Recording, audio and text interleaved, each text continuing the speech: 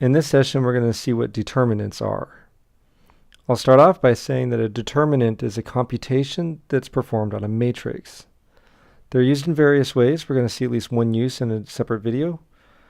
Right now, I want to talk about notation. With square brackets, A, B, C, D, the 2x2 thing, is a matrix. If instead of square brackets, I use what look like absolute value bars, the same A, B, C, D has a whole different meaning. The vertical bars actually indicate that this is a determinant. In other words, if it looks like a matrix but it has vertical bars instead of brackets, then that means you're supposed to actually do something. And the something that you're supposed to do in the 2x2 case might be described as crisscross applesauce. I know, really formal, huh? It goes like this. For A, B, C, D, we multiply down the diagonal A times D. And then we multiply up the other diagonal, C times B, and we subtract the two.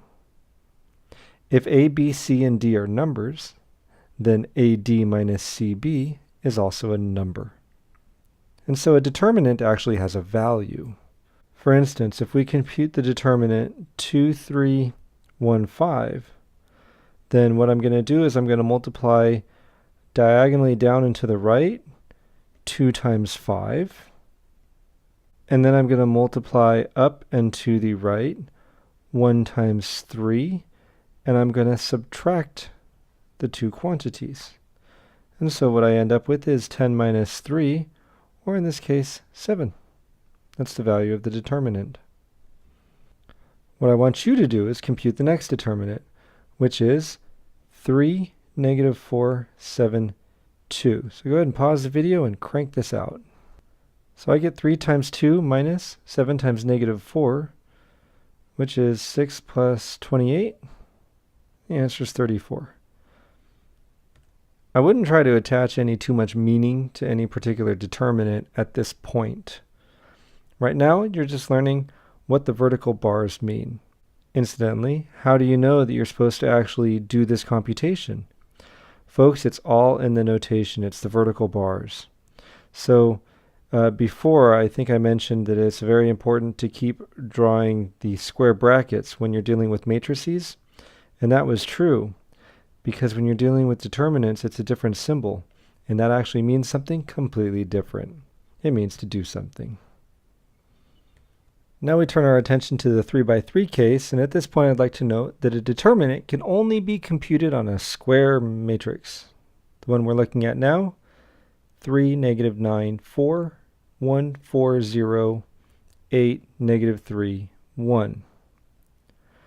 There are a couple of different ways to do this. One of them is a shortcut that only works for 3x3s. I usually try to avoid such things, but it actually turns out to be kind of useful. But first, we're going to go the real way.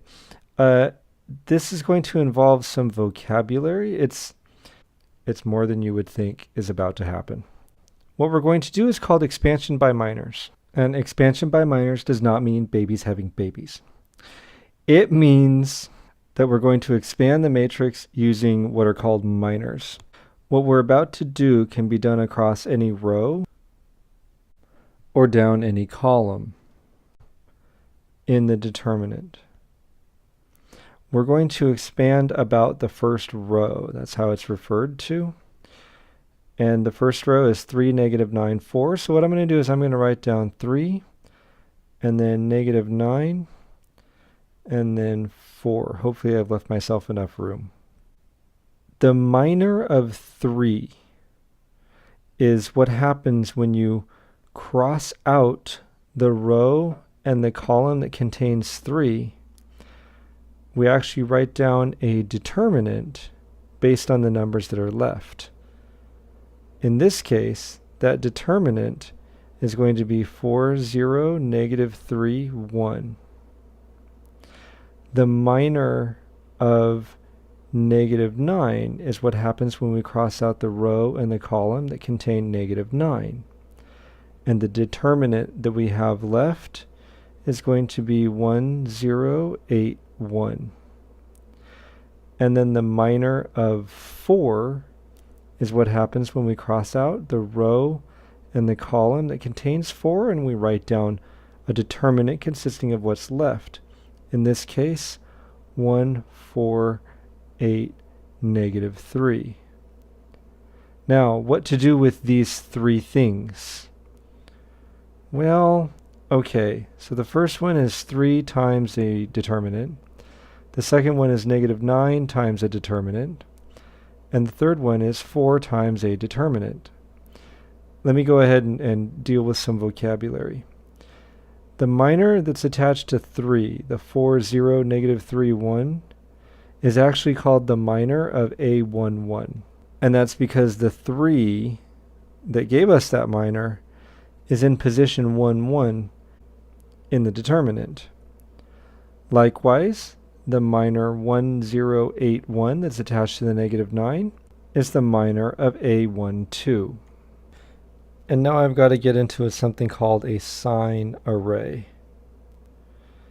A sign array, well, I don't know what a general sign array is, but in this case, a sign array tells me whether the coefficients 3 and negative 9, 4, whether I'm adding or subtracting that whole term. I know it doesn't make any sense. So I'm just going to write down plus, minus, plus. I'm going to write down a 3 by 3 determinant looking thing that just has pluses and minuses. They alternate going across the top and they alternate going down the side. So it goes plus, minus, plus, minus, plus, minus, plus, minus, plus. Now this does not tell me whether the entries in a matrix are positive or negative. That's not what they're for. What these tell me is what sign should go in front of the number. Like, okay, the first entry in the sign array is a plus, and so it's going to be a positive in front of the first 3. The second sign is a minus, and so it's going to be a minus in front of the negative 9. It's not because negative 9 is negative, it's because I'm going to subtract the second computation. The third entry in the sign array is positive, and so I'm going to add 4 times its minor. I'll explain more about that in just a minute. But first what I want to say is the plus that we just put in front of the 3 together with the minor 4, 0, negative 3, 1 is called the cofactor of A11. Likewise, the minus sign that we put in front of the negative 9 together with the minor 1, 0, 8, 1 is the cofactor of A12. And likewise, the plus in front of 4 together with the minor that it made is the cofactor of A13. And folks, I only tell you that just in case you need to know it. You do need to know about the signs, and you do need to know about this expansion by minors business. I don't know that I would ever ask you for the minor of A13 or the cofactor of A23 or anything like that. Now I've done quite a job of making a mess of this, so I'm going to rewrite the whole thing. And here we have our original determinant, 3, negative 9, 4, 1, 4, 0, 8, negative 3, 1. And we've expanded 3, leaving the minor of 4, 0, negative 3, 1, minus negative 9, leaving the minor of 1, 0, 8, 1, and plus 4 times the minor of 1, 4, 8, negative 3. Now the computation of these is like what we did with the 2 by 2 matrices, crisscross applesauce. So 3 times the quantity of 4 times 1 minus negative 3 times 0, which since it's 0, doesn't matter if it was minus or plus, but to be correct, it's minus. Now, minus negative 9 is going to give me a plus 9. So that sign array business just tells me that I'm going to change the sign of that particular coefficient. And then it's crisscross applesauce again. 1 times 1 minus 8 times 0, which is of course 0, plus 4 times 1 times negative 3 is negative 3, and 8 times 4, that's going to be minus 32. So this becomes 12 plus 9 minus 140, which is negative 119. So that's the value of the determinant. Now I said we could do this across any row and down any column. And so just for kicks, I'm going to do it again. And this time I'm going to expand across the second row. What that means for us immediately is that our coefficients are going to be 1, 4, and 0, giving us minors of those particular entries. So the minor of 1 is what happens when we cross out the row and the column that contain 1. We're left with the numbers negative 9, 4, negative 3, 1. And if we cross out row and column containing that middle 4, we're left with 3, 4, 8, 1. And then the row and column containing 0 doesn't really matter because it's going to be 0. But for good form, we're going to say 3, negative 9, 8, negative 3. Now, remember that sign array? It was plus, minus, plus, minus, plus, minus, plus, minus, plus. In this case, since we've expanded about the second row, we're going to use the second row of signs, which means it's a negative in front of the 1, a positive in front of the 4, and it would be a minus in front of the 0, although being 0, that term is going to be 0, right? So we don't have to worry about that. The whole story on the sign array, you might be wondering, what if there are more entries? What if it's a 4x4 or 5x5? Remember that the matrix entries, instead of the determinant entries, are A11, A12, A13, and so on. What we do is we use the number negative 1, and then we make an exponent based on the subscripts. For instance, for A12, the subscripts are 1 and 2, and so we put a 1 plus 2 as an exponent on negative 1. Because 1 plus 2 is odd, the result is a negative 1.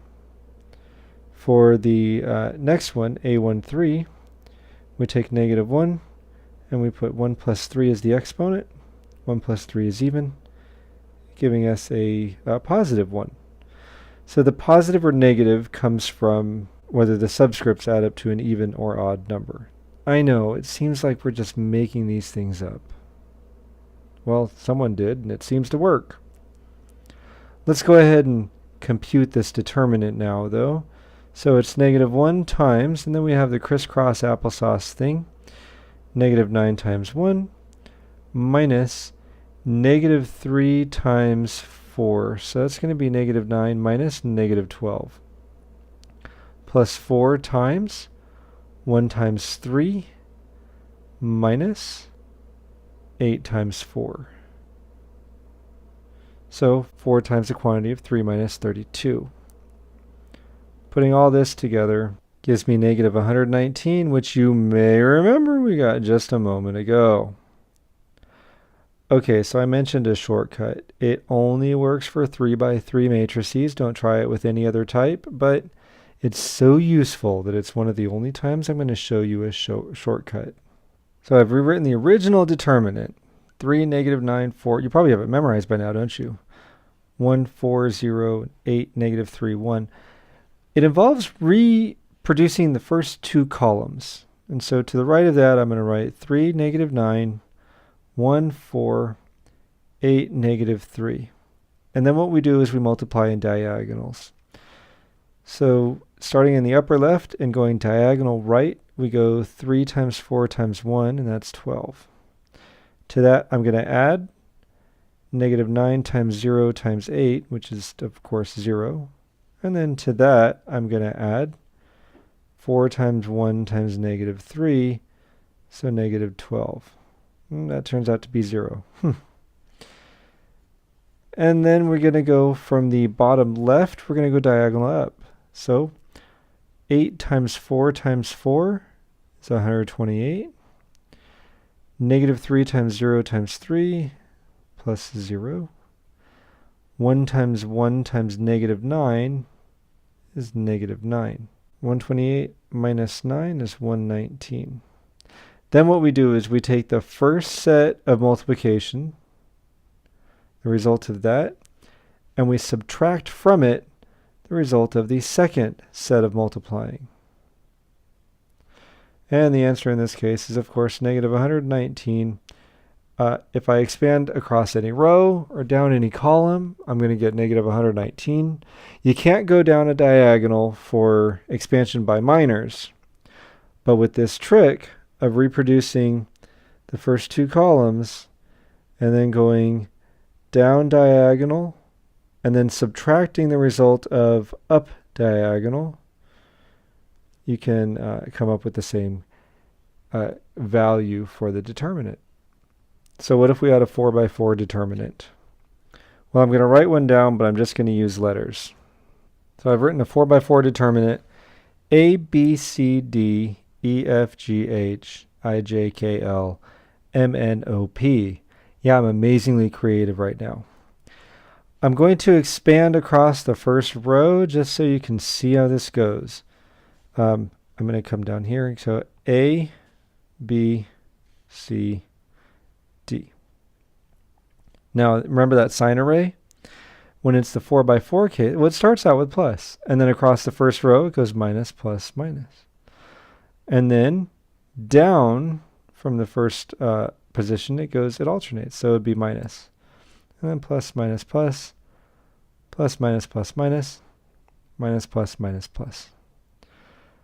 And so our coefficients of A, B, C, and D are going to be a positive A, a negative B, a positive C, and a negative D. And then for A, the minor of A, we cross out the row and the column that contain A.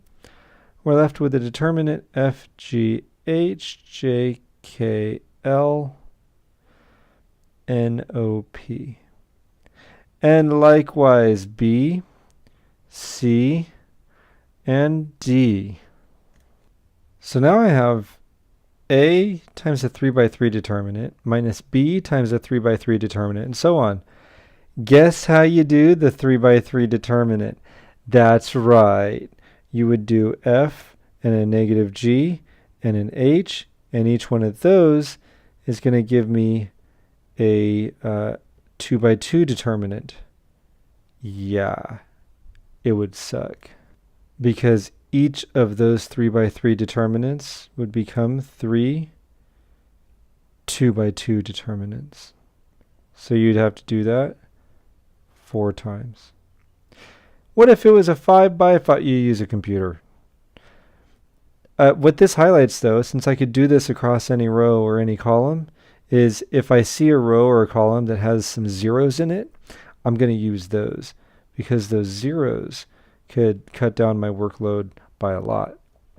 On that note, if you could perform row operations like we do with augmented matrices and make zeros happen in the determinant before you get started, by all means go ahead. What you should know, though, is that if you switch 2 rows of a determinant, you change the sign of the result. That is, if I have a determinant A, B, C, D, E, F, G, H, I, and I switch 2 rows, any 2 rows, I don't care which. Say I end up with A, B, C, G, H, I, D, E, F. Then the resulting determinant is going to be opposite in sign. It's going to be the opposite number. And the same thing would happen if I switch 2 columns. So you don't get to switch rows in a determinant willy-nilly like you can with an augmented matrix. But as long as you know how it's going to affect the determinant, it may be something you want to do. I don't know. Okay, well, on a test, it's kind of boring to ask you just to compute a determinant. And so I have here instructions solve for x, and it's actually a determinant equation. It says the determinant x2, 3, 1, x, 0, 6, 1, negative 2 is equal to 7. Figure out what x makes that work. What the heck am I supposed to do? Well, on the left-hand side, since it's a determinant, we're supposed to compute it. Because I see a 0, I'm going to take advantage. I'm actually going to expand down the 3rd column. 3, 0, negative 2, that column. That gives me coefficients of 3, 0, and negative 2. And the sign array indicates that down the third column we have plus, minus, and then plus.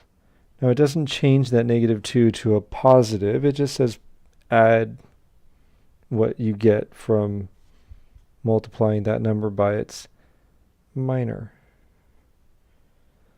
Each of these has its minor, which is obtained by crossing out the row and column containing the entry. And so for 3, we're looking at 1, x, 6, 1. For 0, good form says to write it down. X, 2, 6, 1.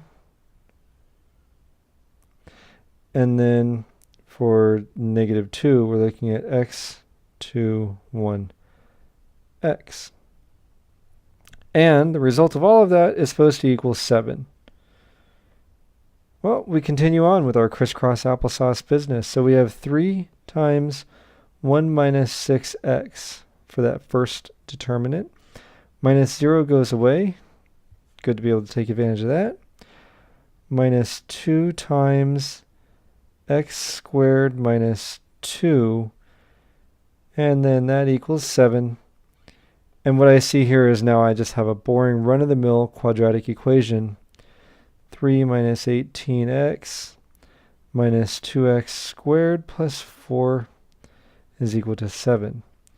So what I want to do is get everything on the same side and set the thing equal to 0 so I can factor.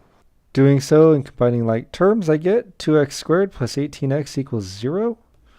I can solve this by factoring a 2 out. I don't even have to, it's no heavy lifting on the factoring. 2x times the quantity of x plus 9 is equal to 0, and so I get that x is equal to 0 or negative 9.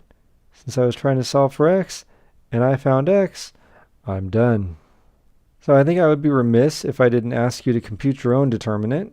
And so here you are. Compute the determinant 931,204, negative 657.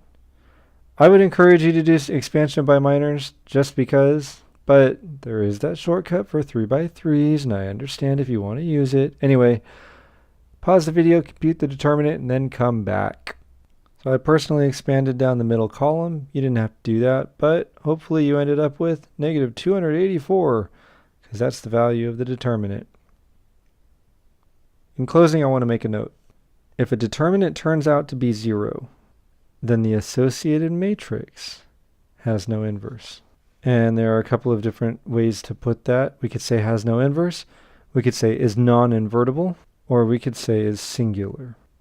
No, that is not the only usage of determinants. You can see a usage of determinants in a video called Cramer's rule.